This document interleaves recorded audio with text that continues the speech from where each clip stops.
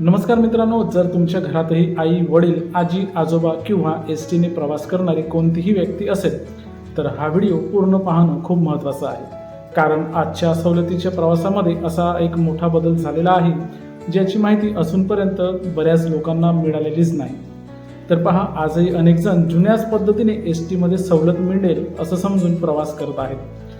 पण नियम बदलले आहेत आणि जर वेळेत योग्य माहिती मिळाली नाही तर पुढच्याच प्रवासात अनेक सवलत मिळण्यात अडचण येऊ शकते। तर पहा, सोशल मीडियावर याबाबत अनेक प्रकारचे मेसेज फिरत आहेत। काही जण म्हणतात नवीन कार्ड काढावंच लागेल, काही जण म्हणतात अजून गरज नाही, तर काही जण वेगळीच माहिती देत आहेत। मग खरं काय, अफवा कोणती आणि अधिकृत नियम कोणता, या व्हिडिओमध्ये मी तुम्हाला अधिकृत माहिती संपूर्ण सांगणार आहे। NCMC कार्ड म्हणजे नेमकं काय, ते कोणाला आवश्यक आहे, कोणत्या प्रवाशांना आणि थेट परिणाम होणार आहे का, हे कार्ड कुठून काढायचं आणि सर्वात महत्त्वाचं म्हणजे हा नवा नियम नेमका कधीपासून लागू होणार आहे। म्हणून हा व्हिडिओ शेवटपर्यंत नक्की पहा, कारण शेवटी मी तुम्हाला महत्त्वाची तारीख आणि अधिकृत नियम सांगणार आहे, जी प्रत्येक महिला आणि ज्येष्ठ नागरिकाला अत्यंत आवश्यक अशी आहे।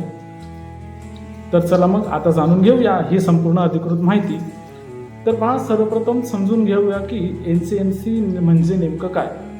हे कार्ड एक महत्त्वाचे असे कार्ड आहे। या कार्डचा उद्देश सार्वजनिक वाहतूक व्यवस्था आणि डिजिटल पारदर्शक आणि सुलभ करणे हा आहे। आता महाराष्ट्रात मार्ग परिवहन महामंडळाने म्हणजेच ST महामंडळाने प्रवास सवलतीसाठी याच कार्डचा वापर अनिवार्य करण्यात निर्णय घेतला आहे। आता प्रश्न असा आहे की हे कार्ड कोणाला काढणे आवश्यक आहे।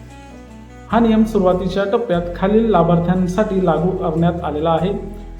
ST प्रवासात एकूण 50% सवलत मिळणाऱ्या ज्या महिला आहेत आणि जे 65 ते 75 वर्ष वयोगटातील ज्येष्ठ नागरिक आहेत।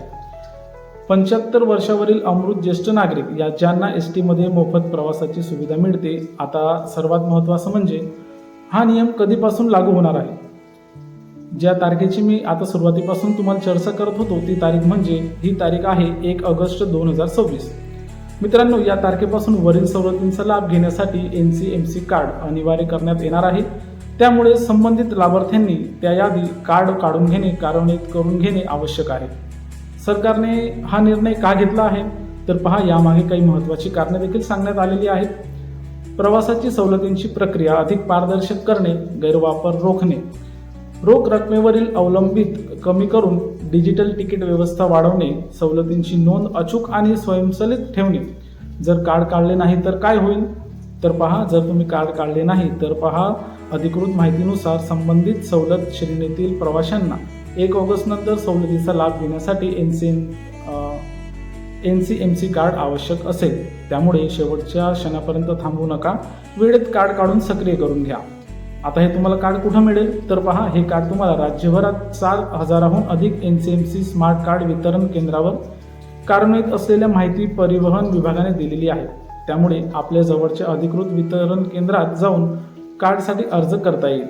महत्त्वाची सूचना म्हणजे परिवहन मंत्री यांनी स्वतः असे स्पष्ट केले आहे की कार्डसाठी शासनाने निश्चित केलेल्या शुल्कापेक्षा जास्त शुल्क आकारले जाणार नाही आणि त्यावर कठोर कारवाई देखील करण्यात येऊ शकते। त्यामुळे तुम्ही शुल्क भरल्यानंतर त्याची पावती अवश्य घ्या।